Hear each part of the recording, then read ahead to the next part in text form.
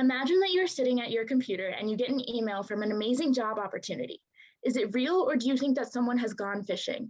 This is something that a lot of us here at UMW have experienced, and it inspired us to dive into it and to educate our audience on ways to protect themselves. Our table of contents. First, we will have the introduction, which will be a brief overview of the topics we discussed in our project. Second would be our process. Here we will discuss our process of how we created our podcast and Instagram content. Third, our results. We will discuss how our project turned out and what impact we think it'll have.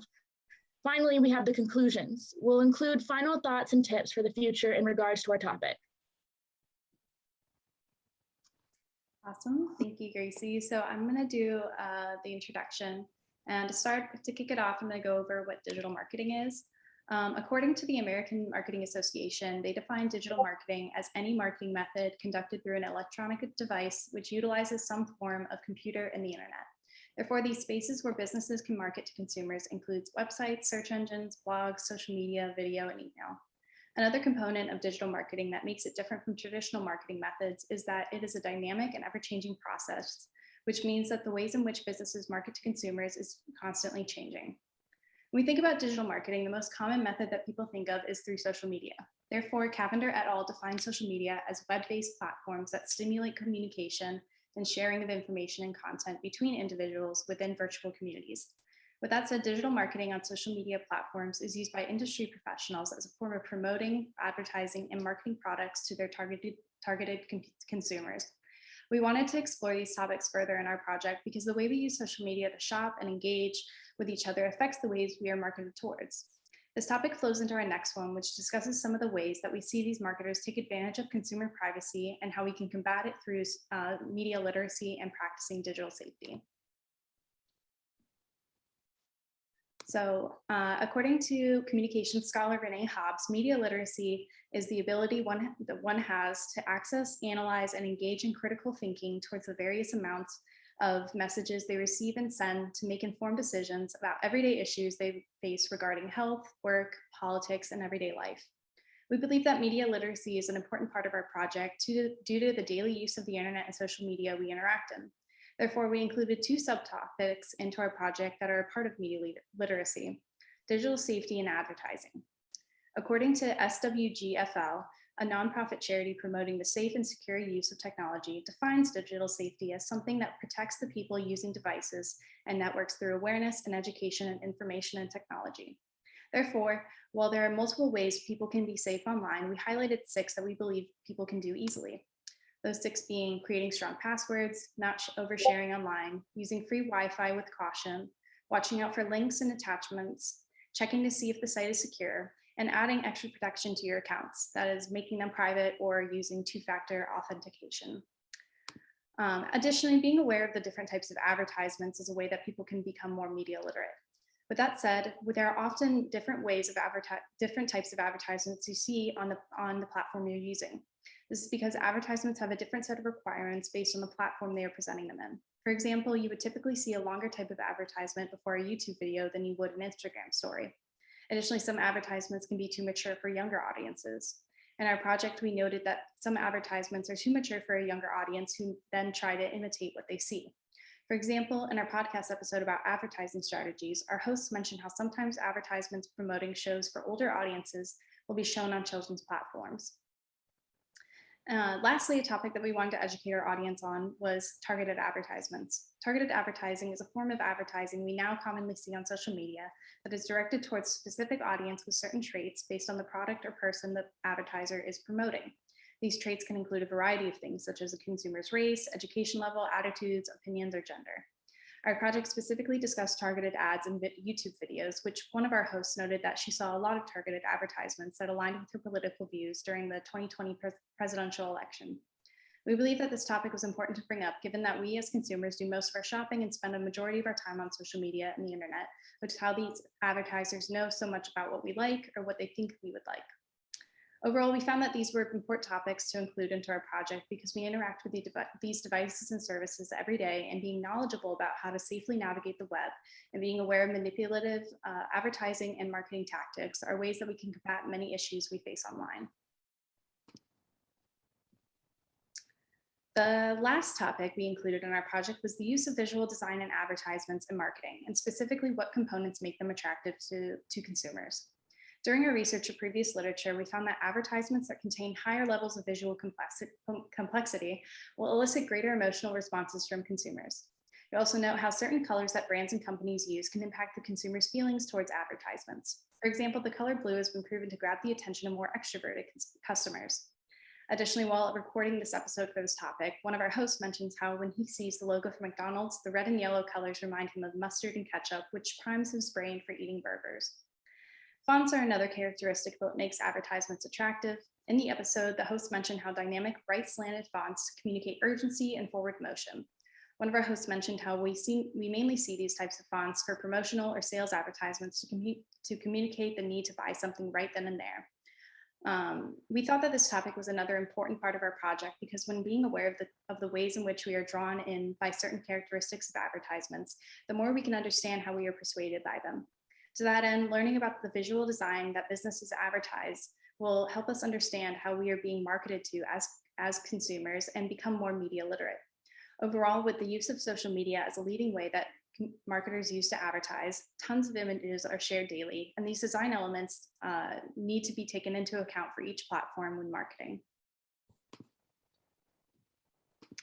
To end this section, we wanted to pull in a quote from our first episode discussing digital safety. We thought that this was a strong quote because it is a good rule of thumb and something to keep in mind throughout the rest of the presentation and after it's over. Quote, "A good rule is that if you wouldn't want your grandmother to see it or read it, you probably shouldn't send it or post it." And from then, I'm going to hand it off to Cadi.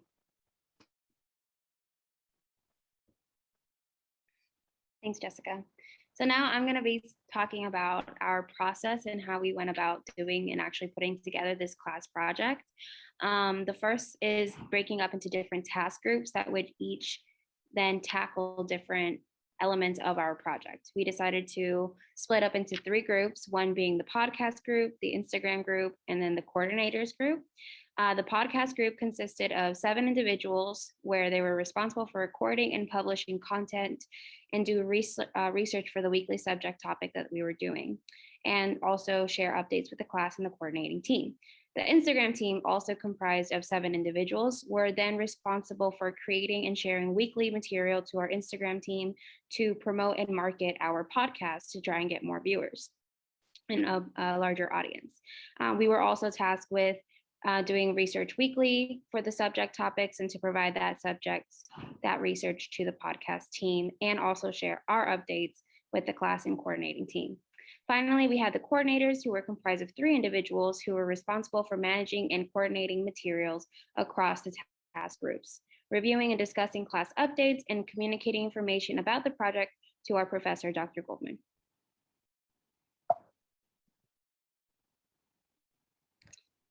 So doing the step-by-step communication, we used various amounts of tools to keep in contact with the various task groups.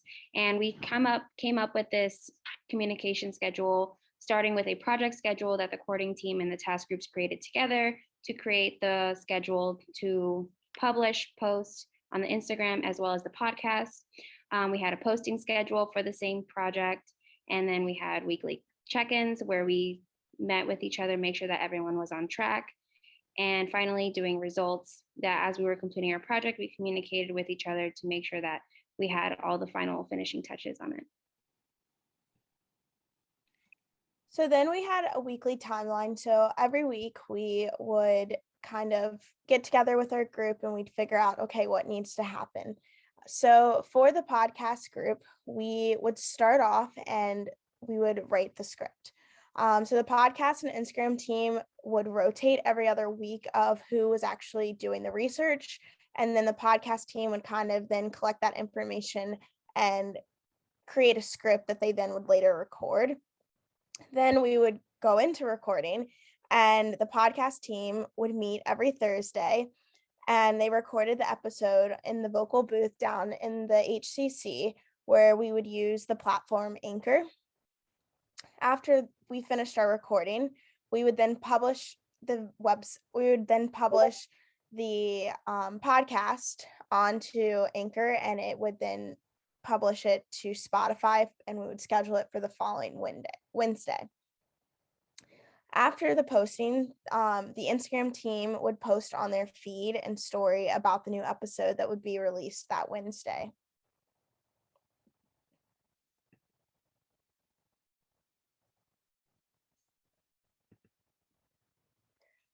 Then we would use, so these are the tools that we used.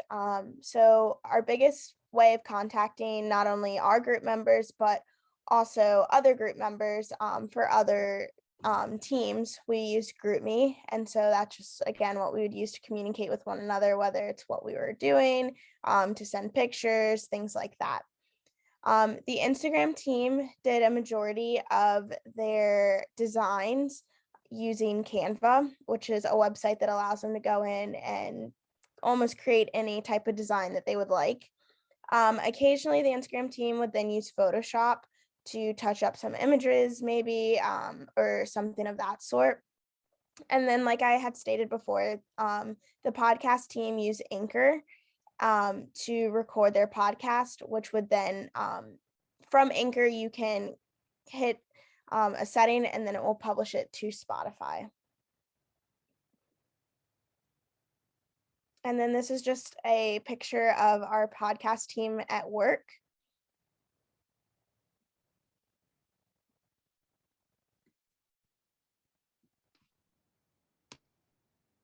All right, so now I'm going to be talking about some of the results, specifically talking about the Instagram team.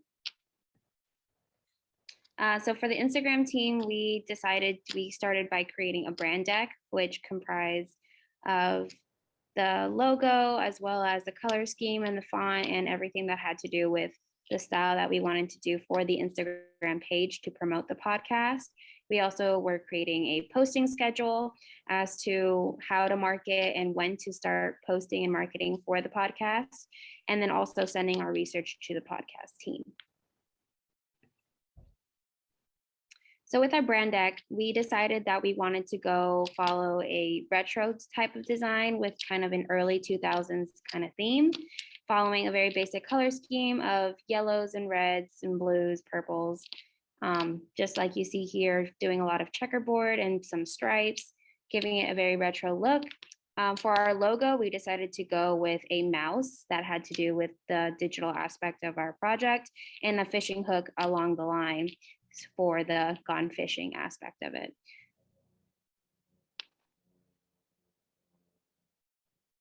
For our Instagram analytics, we obviously started off with 0 because it was a brand new page. And we did share our Instagram page with a lot of different campus organizations. We shared it with the UMW page, SAE, CPB, just a lot of different organizations on campus to try and get as many audience members from the UMW community, since that was our target audience. And we created a weekly posting schedule that consisted of a countdown reminder for the new episode that was coming out on Wednesdays, a new post announcement for when the episode did come out, and then another one the day following, doing an episode recap of the episode that we just did. As you can see here, we had a total of 90 or 130 accounts, 125 accounts that we reached in the last 90 days. And you can see here a little bit about our top posts and how many interactions we had with them.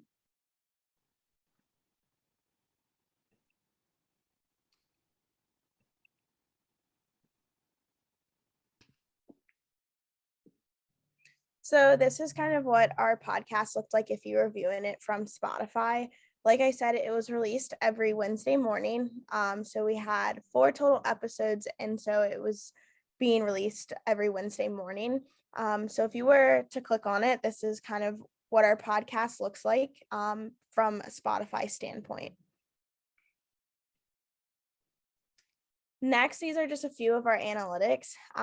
So Spotify, we had about 24% view it directly from Spotify, and we had another 76% view it from Anchor. We also then too looked at kind of the demographics, and 78% of our viewers were female and 22% were male. We also could see the ages that were viewing our podcast. So as you can see, most college students, the 18 to 22 years of age was our highest percentage at 44%. Then we had 11% for both 23 to 27 years of age and also 28 to 34 years of age. And lastly, we had 33% from the ages of 35 to 44. Our Gone Phishing podcast had about 38 plays. The estimated audience for each episode was about 3. We would have about 1 unique listener every podcast, and we did not have to spend any money promoting our podcast.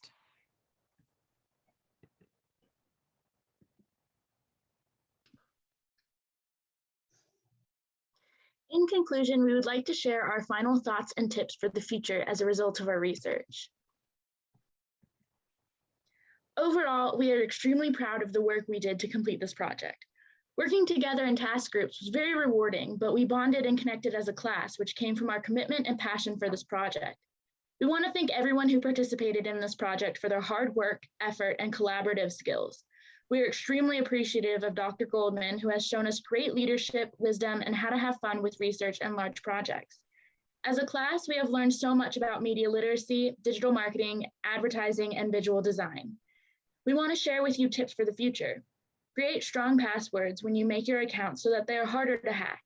Keep those accounts private and avoid fake or strange accounts. Be aware of manipulative marketing tactics, such as targeted advertising. Finally, educate yourself on media literacy by utilizing your access to online resources.